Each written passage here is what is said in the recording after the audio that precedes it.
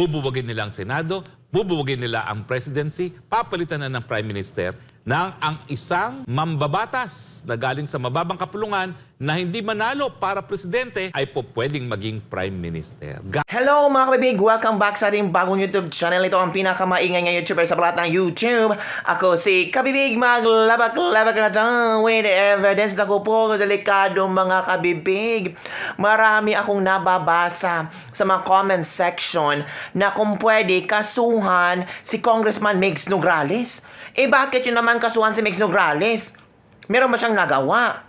Hindi nga siya nag-ano ng official statement. Eh kasi kabibig, PBA party list ang nagpalaganap, ang nag-spearheading tungkol sa sa signature campaign para sa People's Initiative. Tapos may paayuda na sabi ni John Magno ay incentives, hindi suhol. Ha? Pwedeng kasuhan?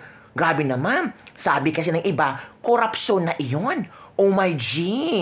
So, pwedeng ipatawag itong PBA party list kung merong mga ebidensya, kung merong mga magsasalitang mga ordinaryong mamamayan na pwedeng maghain ng petisyon laban sa mga tao o laban sa mga party list o mga kongresista na talagang parang they control or nagbigay ng mga incentives. Sabi ni John Magno, nako, delikado yan. Lalaki ang istorya, lalaki ang problema kung magkaganon, kung meron talagang mga ordinaryong netizen na sama-sama at maghahain ng petisyon, magsasubmit ng kaso, graft and corruption. Diba mga kabibig? Nako, delikado yan. Sabi ni John Magno ang di umano ang sa Davao, ang PBA party list. Sino bang representative ng PBA party list? Diba si Migs Nograles? So dapat talaga managot si Migs Nograles. Pero si Migs Nograles nasa ibang bansa daw. Wala sa Pilipinas. So sino ang mastermind ng dito, ng pagbibigay ng incentives? Gamitin ito ng word na incentives kasi sabi ni John Magno, incentives daw, hindi yung bayaran kasi wala daw butasyon. Ay, ganon?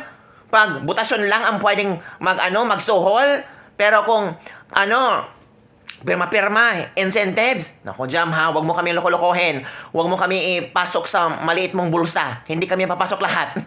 Eto mga kabibig ha, meron ako nakitang video sa SMNI. Naku kabibig, fake news na naman yung SMNI.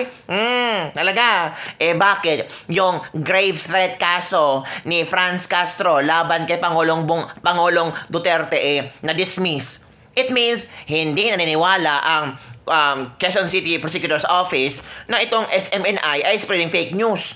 O meron ako nakita mga kabibig and they really explain na pwede ba kaya nga ang mga ordinaryong mamamayan, kung talagang gusto mong questionin ang mga ginagawa ng mga politikong ito, ay pwede ka maghain ng petisyon. Si Senator Amy Marcos nga naghain ng petisyon para imbestigahan itong mga naglaganap ngayon. Sabi pa nga ni Senator Amy Marcos, 20 million ang budget batag every district. Sobrang taas naman, 'di ba? So, panoorin ninyo ang video ito para may ideya kayo kung gusto kayo maghain ng petisyon. Watch this video.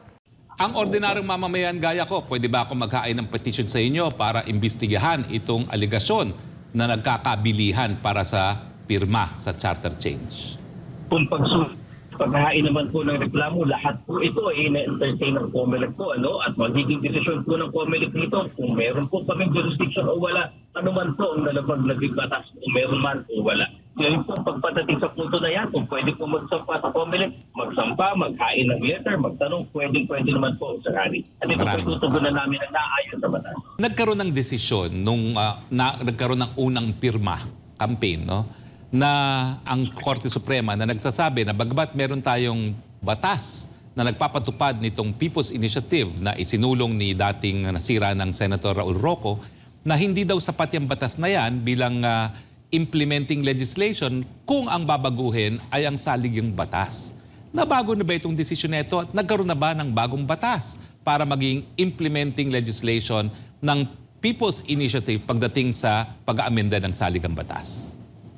Una po sa lahat, Sir Harry Roque, no, ayaw po munang magkomento ng Commission on Elections dyan dahil po kami po ay walang personal na information patungkol po dito sa ating pong pinag-uusapan nga po. I think we're talking about the news about the People's Initiative po. Wala pa pong first-hand information ng COMELEC, wala pa pong naipapile sa amin. Pero batay din po sa pagkakaunawa ko dun sa desisyon, ito naman po personal na opinion ko, Sir Harry. Batay po dun sa nabasa ko dun sa desisyon, nandun din po sa dulo ng certification na 10 members of the court reiterate their position as shown by their various opinions already given when the decision herein was promulgated.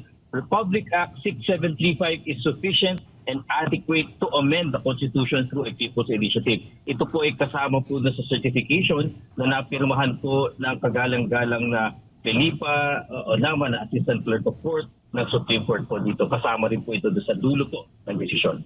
Bakit desperado ang gusto magbago ng saligang batas? Ang babaguhin nilang probisyon kung paano boboto ang Kongreso kung ang Kongreso mismo ang magsusumite ng proposal sa taong bayan kung paano babaguhin ang saligang batas. Sa ngayon po, ito ay voting separately. Kasi kung voting jointly po yan, talo ang Senado. Dahil 24 lang ang Senado, 318 ang Kamara de Representante. Pero isipin nyo naman po, kung ang ordinaryong batas ay dumadaan sa separate voting ng parehong chambers of Congress, bakit pag proposal na amendahan ang pinaka-importanting batas sa buong bansa, ang saligang batas, voting jointly sila? Hindi atatama yun. No? So kaya nga, ang gusto nila, tanggalin na yung balakid na yan ng masunod na ang Kongreso. At siyempre, kapag masunod ang Kongreso, bubuwagin nila ang Senado, bubuwagin nila ang presidency, papalitan na ng Prime Minister ng ang isang mambabatas na galing sa mababang kapulungan na hindi manalo para presidente ay po pwedeng maging Prime Minister. Gahama naman po yan sa At ito naman ang sinabi ni Attorney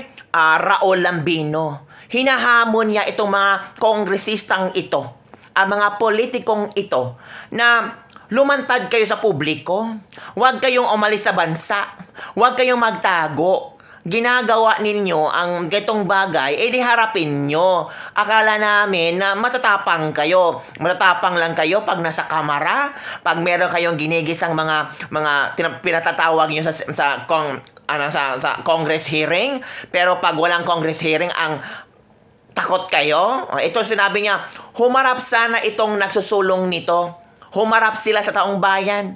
Ilantad nila yung kanilang mga sarili at depensahan nila itong mga akusasyon ni Congressman Lagman at Congressman Duterte. Totoo. Si Lagman, hindi ko nakikitaan si Lagman na para sa oposisyon siya. Hindi. Nakikitaan ko talaga kay Lagman para sa Pilipino. Kung merong mali.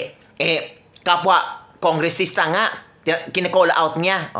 Kung mayroon mang politikong nagsusulong dito, lumantad din at ipaliwanag niya kung bakit niya ginagawa niya ito. Kasi hindi naman ito illegal. Hindi naman ito unconstitutional o criminal na gawain. Hindi naman ito ipinagbabawal ng batas. Lumantad sila at huwag silang matakot para harapin ang issue na ito, which is true. As long as walang petisyon or walang mga ebidensya na sumusuhol kayo or binabayaran nyo ang mga tao. Ang maganda talaga dito ay mapapakita ninyo na freedom or will talaga ng tao na pumirma sa People's Initiative Signature Campaign. Pero kung talagang may nakakita na binayaran nyo ng 2,000, 3,000, 20,000, ay delikado na yan.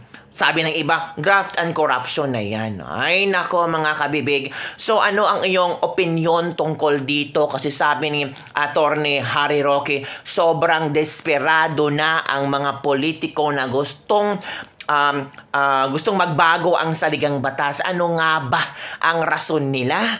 Gusto ba nila na magkawatak-watak ang gobyerno ni Pangulong Bongbong Marcos? Meron bang isang politiko na gustong maghari? Meron bang isang politiko na natalo bilang presidente at gustong babalik at gustong maghari? Gusto ba nilang sapawan ang BBM Sara Duterte? Gusto ba nilang matanggal sa pwesto ang BBM Sara at iba ang maghahari? Nako mga kabibig, don't forget to like, subscribe, and share this video kung ano ang iyong opinion, koro-koro, tungkol sa issue na to, ha? Peace be with you everyone. Bye everyone. See you next time.